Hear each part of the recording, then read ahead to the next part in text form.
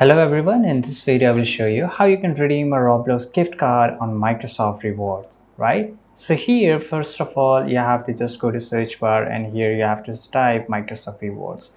Now here the first thing you will get that is basically about Microsoft Rewards. Just go and click here, right? And you can just go to the search bar, right? And here you can just type for Roblox and hit the enter. But if you want to redeem it, then here you can get this option of redeem here, right? And here you can just write here Roblox, and here you can see Roblox digital card and both of them.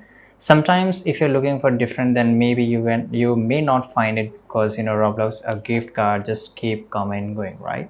So here let's say I will just select here Roblox digital card here of 1500 points. Click on reward points. Now to sign it, first of all you have to select how many Robux is there, and after that you have to sign it into your Microsoft account, then you will able to redeem it, right? So this is the only one way to do it. I hope you found this video very useful. Subscribe.